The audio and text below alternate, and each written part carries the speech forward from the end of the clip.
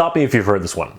A prince with a magic sword transforms into a barbarian in a loincloth to fight an evil from a different universe who has a yellow skull for a face and blue skin. Yep, we're going to be talking about Masters of the Universe. One of my favorite memories growing up as a kid was playing with my cousins. I remember being an immigrant back then. My cousins had already been here for several years. I was really only able to visit them on the weekends, and it was a big deal for me, as we would play baseball, play in the park, go swing on the trees, just have a grand old time as little kids. One particularly rainy weekend, while my mom was visiting her sister, my cousin Bill decided to show me the toys that he'd received for his birthday.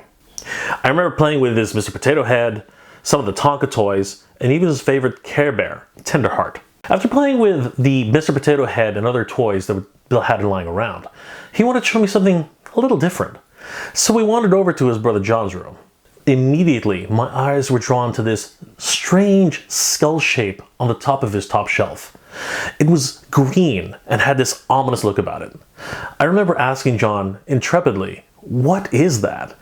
And he sort of slyly mentioned that it's not really for younger kids. But I was so intrigued by this interesting shape that I really begged him to find out what it was. Eventually, John brought it down, and the first time ever, I was able to lay my hands on Castle Grayskull. I don't even know why they call this thing Grayskull. It's green. It's menacing, frightening, and I gotta tell you, as a 5-year-old kid in 1982, it really was the one thing I always wanted to have. I remember it standing about waist high to me. It was one of the biggest playsets I'd ever seen in my life. The eyes were pretty much spray painted black, along with its nose and some of its teeth. The jaw bridge had teeth engraved into it, molars, and a tongue right in the middle of it. It was crazy. It had a trapdoor, it had an elevator, laser cannons, a flag which depicted whether you were on the good side or the evil side. It was just madness. You gotta remember, this is 1982, I think, and I'd never seen anything like this. There was no cartoon background, there was nothing to show me what these characters were. All I saw were these incredible looking action figures, about 5.5 inches tall, I think, and they were just sculpted so amazingly. They had this little squat pose, and the muscles and just detail that was in these figures was out of this world. You had characters like He-Man, who was this brute, and obviously he was a barbarian type character with his loincloth, his fuzzy boots, and these big straps that were just covering what little they could of his muscles. It was really incredible. He had this sword. It was a gray piece of plastic, but it looked amazing. He also had an axe and a shield. You really couldn't get much better than that in terms of an action figure physique. Then you had someone like Skelletor, who was this menacing character. I mean, come on, I was 5, 6 years old, and he had a skull for a face. Come on, a skull for a face. It was yellow and had these different shades on purple and yellow highlights. It was kind of menacing. His head was shrouded in this hood, and the rest of his body was very similar to He-Man's, except he had these little different shapes upon them. His fingers were a little bit sharper, he had fins on his forearms, and he had webbed feet. So you knew that these two characters were polar opposites of each other. Definitely one on the good light side and one on the darker evil side. It was really that dynamic which set up the whole paradigm of what would become the Masters of the Universe. What do we have here? It's Castle Grayskull. You have to put the castle together. Beastman's escaping. The throne, Dad. Dad, you saved the castle. Castle Grayskull from the Masters of the Universe collection. Now today, we have all these things where people have comic books to go back to, cartoons to look at, and remember the storylines that were associated with He-Man and the Master Universe. But back in the day, the only thing we had to go by were these tiny little mini comics that came with each figure. Of course, by the time I got my hands on these figures, which were owned by my cousins, they pretty much lost these comics long ago, probably right after they opened them up on their birthdays. So they didn't remember what the story was. We had to make this stuff up as we went along. The only thing they could barely remember were the names of the characters. He-Man, Skelletor, Battle Cat, Panther. And in a lot of ways, sometimes we just made up names. You know, like the one character who was a female, we named her Warrior Princess. Yeah, there was just so many different things that we could do because we couldn't remember everything. So we ended up making our own storylines. Our imaginations really brought us from one place to another.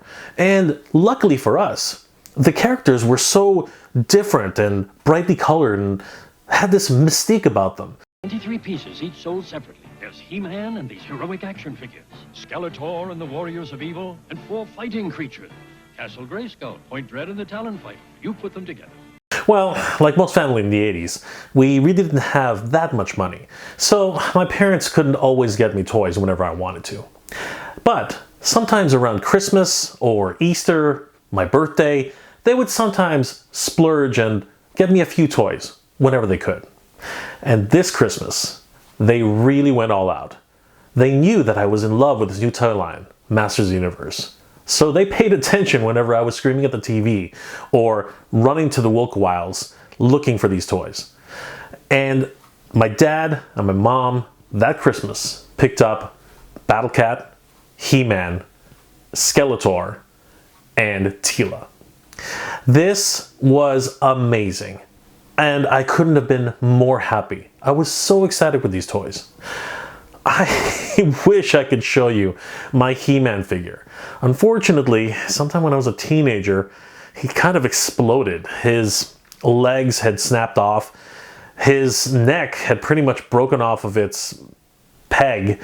And it's probably one of my fault because I used to play with remove his head all the time. And yeah, I lost one of his arms. It was not a good scene. My Battle Cat, unfortunately, also suffered a similar fate, as you'll see in these pictures that I'm going to show you now. He pretty much is in 4 pieces. I still have them, but he's definitely not playable at all. Luckily, last year, around some time, I did a review toy show which I went to in Ajax, and I was able to actually find a new Battle Cat, so I was really happy to be able to find this guy. It brings back so many different memories.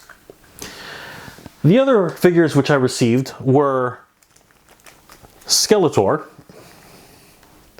This is my original Skelletor. And he's held up over the years, actually. Way better than He-Man ever did. He's got some bite marks here. I don't know what is it with kids. We used to bite things a lot when we were younger. I don't get it. But he's got a few bite marks here. But other than that, he's pretty much in good shape. I still have his original attachment here for the waist. He's still got his original straps. They haven't been wrecked in any way. He's actually survived quite a bit. And his face has pretty much stayed intact as well. I'm actually very, very happy about that. Another toy which I received that year was Teela. And she was, of course, one of the only females in the line. And she used to come with a Cobra head dress. I've since lost that a long time ago, mainly because I remember her in the cartoon looking very much like this without the actual Cobra hairdress. So I preferred her this way. Looking back at it now, I would love to have that Cobra headdress. It just looks so amazing looking at the pictures that I used to have. Eventually, I would get more toys along the line, including Man-at-Arms and Man-E-Faces. This line would continue for many, many more years, and I would collect many toys along the way. I wish I could show you each and every one of them, but unfortunately, whether it be the test of time or basically just me giving them away or selling them or trading them away, most of my collection's gone. And these few toys, some of the originals that I had when I was a kid, are some of the most cherished memories. And I'm holding on to these guys so that I can show my kids one day. Then there were the vehicles, including the Battle Ram. Oh my god. This used to come with firing torpedoes. It separates in the middle for a sky sled. This was an incredible toy, and the sculpting is top-notch. You really couldn't get much better than Masters of the Universe in 1982. Even a one-armed army can't stop He-Man and Battle Cat. You win this time, He-Man! In the years to follow, my parents were able to get me much more of the Masters of the Universe collection, and I'm glad to say that I enjoyed them every single day. Unfortunately, over time, I would give them away, trade them for other toys, or just lose them entirely. So the few of these toys that I have today, I enjoy immensely. And I hope you guys have enjoyed this look back at the Masters of the Universe collection. Well guys, I hope you enjoyed my look back at my Masters of the Universe toy collection.